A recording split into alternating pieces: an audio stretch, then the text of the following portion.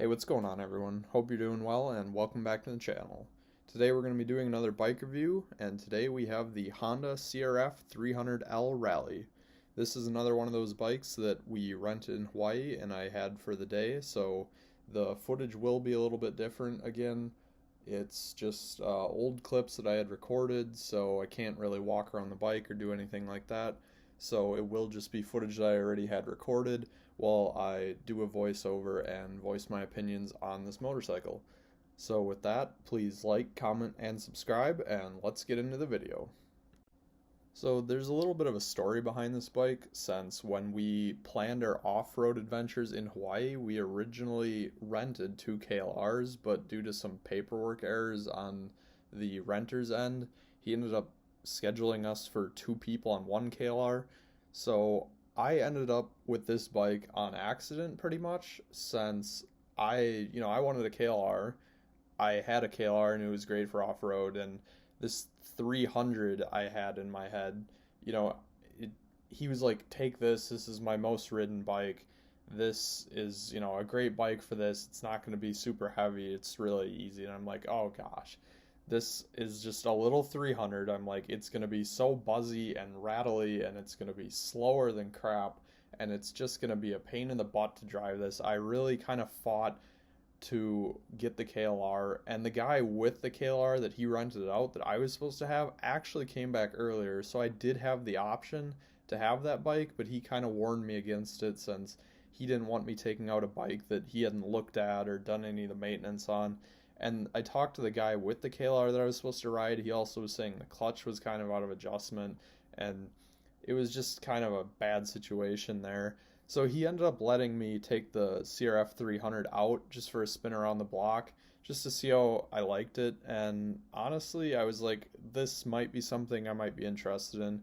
So I was actually okay with this bike, and that's kind of how I ended up with it. And honestly, I'm glad I did end up with it. Out of all the bikes that I rode in Hawaii, I actually ended up enjoying this one the most.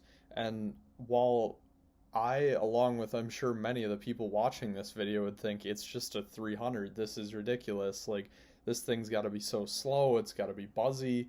I had all those same misconceptions, and honestly, once I started riding this bike, it actually was a lot of fun, and it was probably the most fun out of all the bikes I rode on the trip. So I'm actually glad I ended up with this bike, and honestly, I would definitely give this bike a chance. Go out and ride it if you can before I would judge it and, just dismiss it as some slow 300, because it is actually quite a fun bike and it's comfortable, and it's just one of those bikes that I feel like is so easy to dismiss because it just seems like it would have no power and no fun. But honestly, it's one of those small bikes that just weighs nothing and is super easy to throw around. And it's one of those situations where it's just fun to drive a slow bike fast, because I think driving a slow bike fast is more fun than driving a fast bike slow. So this was just kind of a fun bike to toss around and like really give it the beans in the corners and just kind of be full throttle everywhere. And it's just kind of a fun little hooligan machine. There were, however, a few downsides of this bike.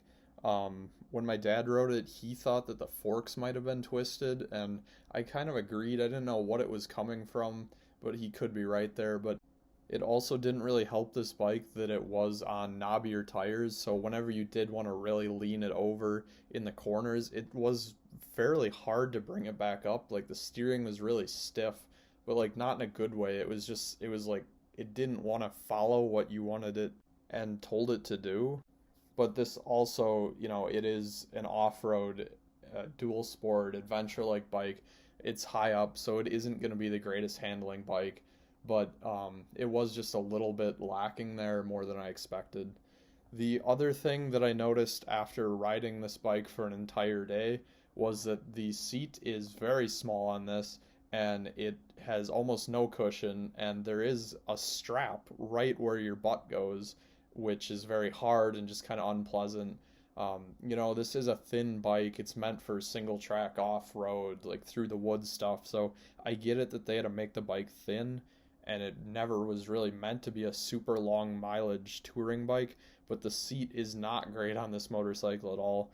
But this obviously could be fixed with an aftermarket seat or a seat pad or something else. It was fine. I'm used to larger seats, so I did miss a bit of a larger, cushier seat, and it's just something that could be improved on this bike, which could be done with aftermarket accessories. Besides those two things, though, this motorcycle was amazing. It absolutely blew me away. It the gearing was amazing. It did not seem, I thought this was just going to be horrendously slow, like 12 seconds 0 to 60 or something. I'll end up talking about what the 0 to 60 is later, but it didn't seem that bad. The gearing was good. We took it on the highway. The top speed, I think, is 78 miles an hour or something. It actually can do highway speeds, and it like 6,000 RPM at that, but it wasn't super buzzy. It actually was pretty comfortable. So if you're worried that this bike is going to be like unbearably slow or won't be able to do highway speeds, I wouldn't worry about that at all. However, if you do want a lot of thrill out of acceleration, this bike won't really give it to you, but it is not like an absolute pig. It is fuel injected and it's geared really well, so it's not a slow bike compared to what I thought a 300 would be, which is partially due to how light this bike is. So while overall it is slow compared to what I thought a 300 would be, this bike, it definitely could be slower, and I was actually impressed with what this 300 was putting out. This bike does have 27 horsepower, so it is still slower than something even like a KLR. We raced each other since we had both the bikes. I can put that clip in here, but it is extremely fuel efficient. This bike is supposed to get around 72 miles to the gallon, so it's honestly just a great all-around package. It's not going to be any sport bike level acceleration. It is obviously still a 300 and a dual sport, but it will get you where you're going eventually, and it is kind of fun to just play around with it and really wring this motor out, and it is a rewarding experience overall. Another great thing about this motorcycle is that by far it had the best brakes out of any of the motorcycles that I drove. This bike has ABS with a little button where you can push it and it turns the ABS off, which is great if you want to go off-roading, or if you want to have it back on for on-road. It's just a simple button push. But the brakes were phenomenal on this motorcycle. It was just a really small rotor and caliper, but they did a great job. They really slowed you down, and I was thoroughly impressed. And the ABS obviously is impressive and was nice to have it there in case I ever needed it, but the brakes were great on this motorcycle. And also the wind protection. The Rally has a windshield and a little bit bigger gas tank, which comes with a little bit more fairing, which kind of goes out in front of your knees, which provides you honestly some pretty good wind protection for just this little dual sport motorcycle. And the windshield was plenty tall enough where it, kept the wind out of my face without, obviously it was short enough where I could see over it and beyond it, but it still was tall enough where it was usable and deflected a nice amount of wind. So honestly, the weather protection, the wind protection on this motorcycle also was another great thing on this bike. Another common concern about these bikes is the seat height, with it having a stock seat height of 35.2 inches. I'm by no means a short person. I'm around 6 foot. But if you're worried about the seat height on this motorcycle, the suspension is extremely soft, and as soon as you just lean the bike off the kickstand and sit on it and actually put weight on it, the suspension compresses a considerable amount, probably around half of that of what the travel it has. So the seat height on this bike may seem high, but as soon as you put any weight on it, it's way lower, and it's honestly a pretty approachable bike, even if it seems really tall. So if that's something you're worried about, I would definitely sit on one of these bikes, feel it, because it's going to be a lot shorter than what the specs actually show. I can't say for sure what it actually was, and that's going to depend on, the weight of the person and everything else, but it definitely does lose a lot of seat height just due to its really soft suspension. This also was extremely comfortable riding over bumps or, any big ruts or anything we went when we were off-road. You really didn't feel anything, and the suspension on this motorcycle was really plush and did a really good job. Although, due to the fact that it was so soft, there were points where I think I bottomed it out, which is fine. You know, it's super soft and it's not going to be a super expensive luxury suspension on this motorcycle, but you know, whatever. If it bottoms out every now and then, that's fine. It was a comfortable suspension, so I would say it's also another great thing about this bike.